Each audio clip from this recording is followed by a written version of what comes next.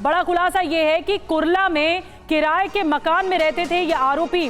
4 shooter को हत्या की सुपारी दी गई थी। जो सूत्र बता रहे हैं, शूटर्स को 50-50 हजार रुपए दिए गए थे।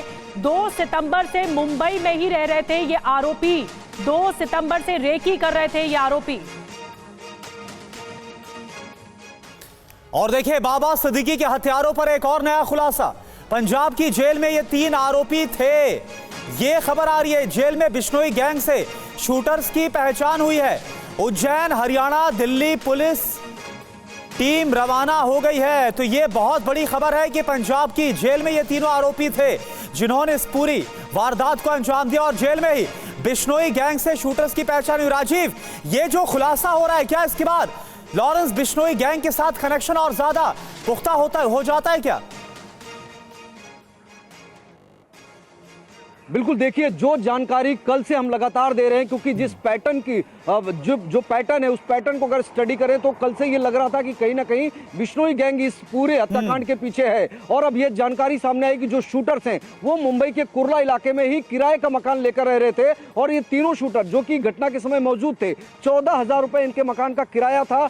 2 सितंबर से एक डेट बताई जा रही है सूत्रों के हवाले से कि 2 सितंबर से मुंबई में रह रहे थे और लगातार बांद्रा ईस्ट और वेस्ट, जहां पर जिशान सिद्दीकी का ऑफिस है, जहां पर जिशान सिद्दीकी और बाबा सिद्दीकी का घर है, इन दोनों ही इलाकों में लगातार रेकी की जा रही थी। हर एक चीज की मॉनिटरिंग की जा रही थी। कितने बजे घर से निकलते हैं, कहां जाते हैं, किससे मिलते हैं, क्या करते हैं, और पूरी तरह से हर चीज का मुआयना करने के बाद बहुत ही बारीकी से इस घटना को कैसे अंजाम देना है उसकी बाकायदा रणनीति तैयार की गई। और उस रणनीति को कामयाब करने में भी शूटर्स कहीं ना कहीं कामयाब रहे, हमें अब ये कहना पड़ेगा, क्योंकि बाबा सिद्दीकी को सुरक्षा भी मुहैया कराई गई थी। हालांकि एक बात और है जो लगातार तमाम लोग कह रहे हैं कि बाबा सिद्दीकी को धमकी मिली थी। बाबा सिद्दीकी को धमकी जरूर मिली होगी। एजेंसियों को इस बात की इनपुट थी, ये पुलिस ने माना है। और एजेंसियों के इनपुट के बाद में बाबा सिद्दीकी को 3 पुलिस कर्मचारी दिए गए थे जो उनके साथ में मौजूद रहते थे। पहले एक पुलिस कांस्टेबल या एक पुलिस कर्मचारी उनके साथ में रहता था, हालांकि वो विद वेपन रहता था। लेकिन आधिकारिक तौर पर बाबा सिद्दीकी ने कभी कोई लेटर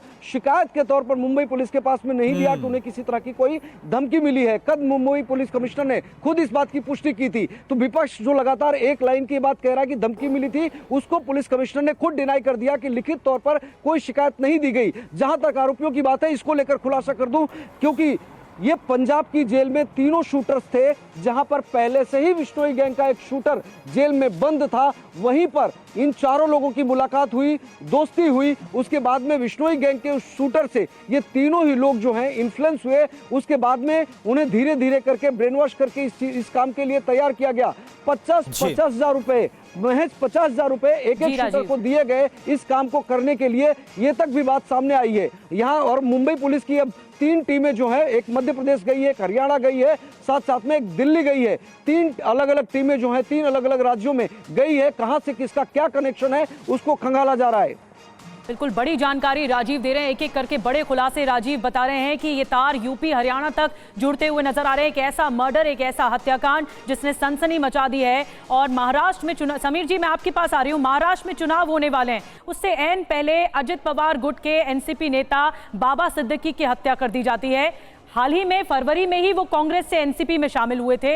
और अगर ये हत्याकांड में लॉरेंस बिश्नोई का हाथ है, क्योंकि उनको पता था इस बारे में, ये शक जताया जा रहा है, क्योंकि बॉलीवुड से कनेक्शन रहा है बाबा सिद्दीकी का। आम पार्टी, आम महफिल में बाबा सिद्दीकी बॉलीवुड सितारों के साथ दिखते थे। इसका क्या प्रभाव पड़ सकता है आने वाले चुनावों में?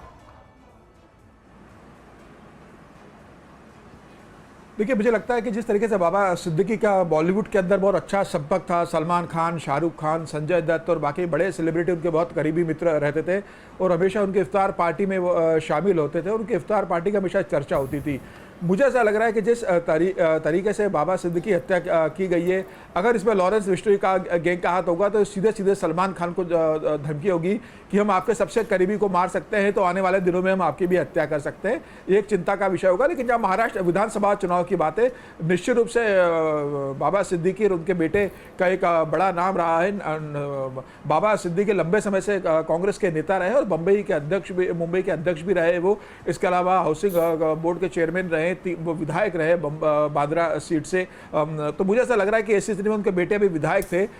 अब ऐसी स्थिति में लग रहा है कि चुनाव में इसका असर निश्चित रूप से होने वाला है और ये लॉ एंड ऑर्डर की सिचुएशन में भी चर्चा होगी। लेकिन जिस तरीके से वो जिस क्षेत्र से आते थे और बार बार वो कह रहे थे कि उनकी जान को खतरा है, तो मुझे लग रहा है एक बड़ा प्रश्न चिन्ह उठा है। और अजीत पवार के साथ वो भी जुड़ गए थे। मुस्लिम समुदाय के वो एक बड़े नेता थे, बाबा सिद्दीकी मुस्लिम कम्युनिटी के एक बड़े नेता बनकर उभरते। इसके अलावा एनसीपी के अंदर 3 से 4 बड़े नेता रहे। कांग्रेस छोड़ने के बाद वो एनसीपी भी चले गए थे। तो निश्चित रूप से इस चुनाव में मुस्लिम समुदाय का सेंटिमेंट इस मामले में जरूर होगा कि जिस तरीके से उन्हें लग रहा होगा कि उनके व्यक्ति को टारगेट किया गया है, तो इसी स्थिति में इसका चुनाव में असर कुछ क्षेत्र में पड़ेगा। हालांकि पूरे मुंबई में नहीं, जिस क्षेत्र को वो बिलोंग करते थे बांद्रा को, वही इसका कुछ असर देखने को मिलेगा। निश्चित रूप से बड़े नेता रहे, पूर्व केंद्रीय मंत्री रहे, बेटा विधायक। बिल्कुल समीर जी, तो एक बड़े नेता, बड़ा नाम, और जाहिर सी बात है कि क्योंकि अब चुनावी माहौल गर्माता जा रहा है, ऐसे में इसका असर पड़ना भी लाजमी है। और साथ साथ विपक्ष को भी हम सुन रहे हैं किस तरह से लॉ एंड ऑर्डर को लेकर सरकार पर हमलावर भी है।